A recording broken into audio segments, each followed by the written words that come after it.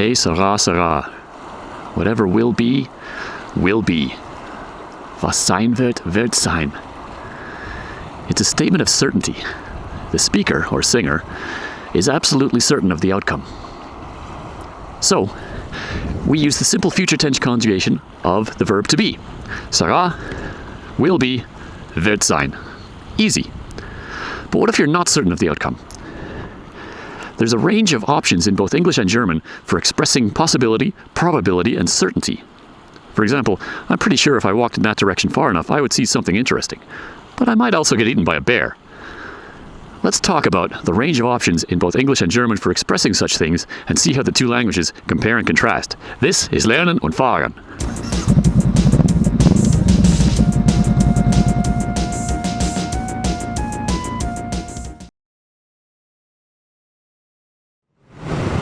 There are always possibilities.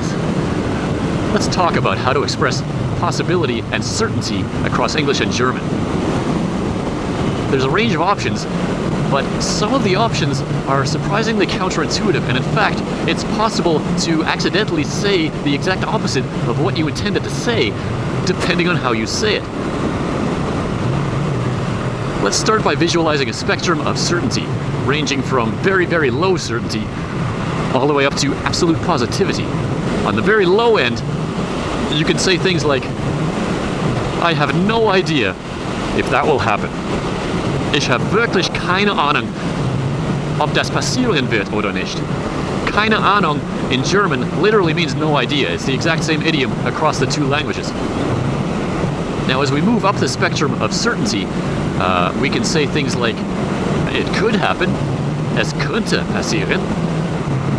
You can say, there's a chance it will happen, es gibt eine Chance. Notice that the German word chance actually comes from French, so they pronounce it the French way, chance, not chance. And for some reason, even though that's a loan word from another language, it's not das Chance, it's die Chance. So es gibt eine Chance, dass das passieren wird. There's a chance that will happen. You can also in German say, es besteht die Möglichkeit. This in English would be something like, the possibility exists. You'll see this es besteht construct in various situations in German.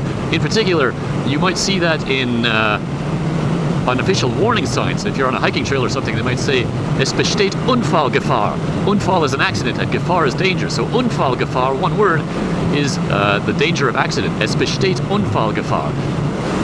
Now, moving further up the certainty spectrum, we can say things like, I think that will happen. Ich denke, dass das passieren wird.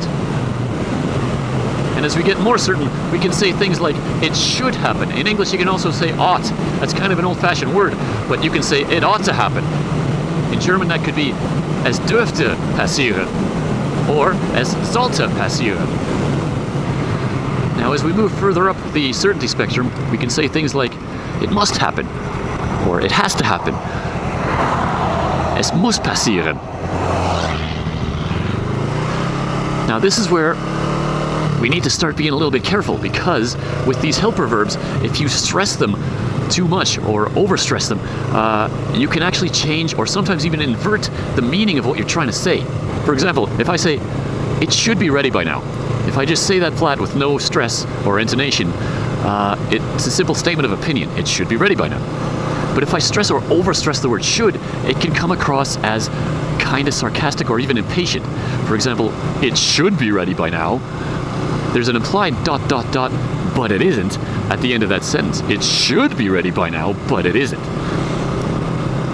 Same thing in German. If you overstress that, es sollte jetzt bereit sein, no stress, fine, simple statement of opinion. Es sollte jetzt bereit sein. Now we're getting into the sarcastic territory where I'm actually saying the opposite. It's not ready by now, and I'm kind of disappointed in that. Similar thing with must. It must be ready by now, simple statement of opinion. It must be ready by now is a statement of disbelief. How can it not be ready by now? Es muss jetzt bereit sein, no stress, great. Es muss jetzt bereit sein. It's a statement of disbelief. How is this not ready yet? It sounds like I'm impatient. This problem of stressing or overstressing words to change the meaning is prevalent throughout both languages, and we have to be careful.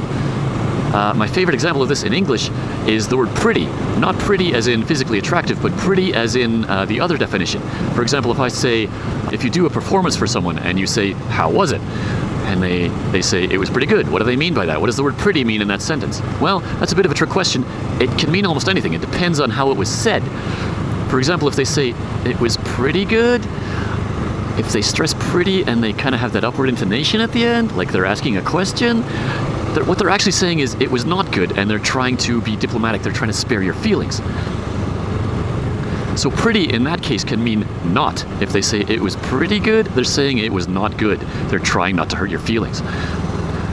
But if they say it enthusiastically and they stress the word good, that was pretty good. It actually means very. Pretty can mean very. So in the same sentence, with the same words in the same order, the word pretty can either mean not or it can mean very, which are exact opposites of one another. That's kind of amazing when you think about it, that it comes down to body language or tone of voice or even facial expressions. Same thing in German. Das war ziemlich gut. Das bedeutet, das war nicht gut. Das war ziemlich gut. Das bedeutet, dass das sehr gut war. Now, this can be a problem because it's the kind of thing that you can get wrong by accident, especially if you're not super familiar with the target language. You can put stress on the wrong word and accidentally really hurt somebody's feelings. For example, if you say, that was pretty good, or das war ziemlich gut, if you stress it or say it just the wrong way, it can sound like you're trying to be diplomatic and trying to avoid hurting somebody's feelings, when in fact you are actually trying to say, that was pretty good. Similar thing happens when we try to say things like it should be ready by now or it must be ready by now. If we overstress should or must, we can express the wrong thing. It should be ready by now sounds like I'm very impatient. It must be ready by now sounds like I'm almost angry. And if you overstress the time specifier in a sentence, it can come across as you're no longer issuing a statement of opinion. Now you're barking an order at someone. For example, it must be ready now is a simple statement of opinion. It must be ready now! That's an order. Now it sounds like I'm angrily barking an order at somebody. Same thing in German. Es muss jetzt bereit sein. It must be ready now. Es muss jetzt bereit sein. It must be ready now. It is possible to do this by accident. If you're not familiar with the target language, you can get this wrong without trying to. Just by stressing the wrong word at the wrong time. Especially if you're looking at a language, a target language, that is different enough from your native language that stress is handled differently or body language is handled differently. Sometimes this becomes a cultural thing more than a linguistic thing. Now, we're a bit lucky if we're moving from English to German. The two languages are very similar in how they handle stress and intonation, and sarcasm for that matter.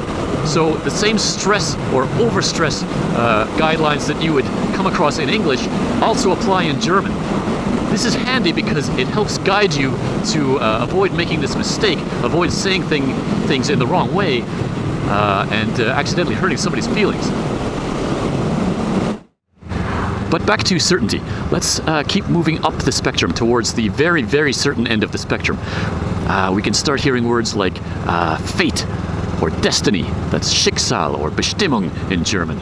These aren't very commonly used words in my experience, but you'll hear them in movies, for example. Es ist dein Schicksal. It is your destiny.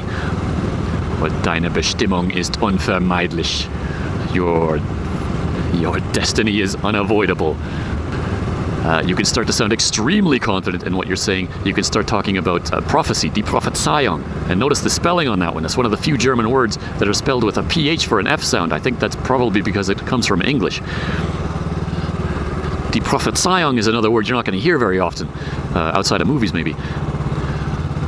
You can also say voraussehen. Ich habe es vorausgesehen. I have foreseen it. You can start saying things like, I am absolutely certain that will happen. Ich bin mir ganz sicher, dass das passieren wird. You can say things like, I can say with absolute certainty that will happen. Ich kann mit absoluter Sicherheit sagen, dass das passieren wird. You get into language that's almost fanatically convinced of itself. But again, most of the options for expressing certainty and probability are in between the two extremes. Ich habe keine Ahnung, ob es bereit ist oder nicht. Ich bin mir ganz sicher, dass es bereit ist. Those are the two extreme ends, and then all of the other options are in between the extremes. Now, can you use tone or stress to change the meaning of the two extreme ends of the spectrum? Probably. You can use sarcasm. Ich bin mir ganz sicher, dass es bereit ist. That sounds dripping with sarcasm. That probably means that you think it probably isn't ready. You're saying the opposite of what's true, sarcastically. But I think it's probably more rare at the extreme ends of the spectrum than it is in those shades of gray in between. It's those gradations in between the two extreme ends where you can use tone or stress to completely shift the meaning of what you're saying.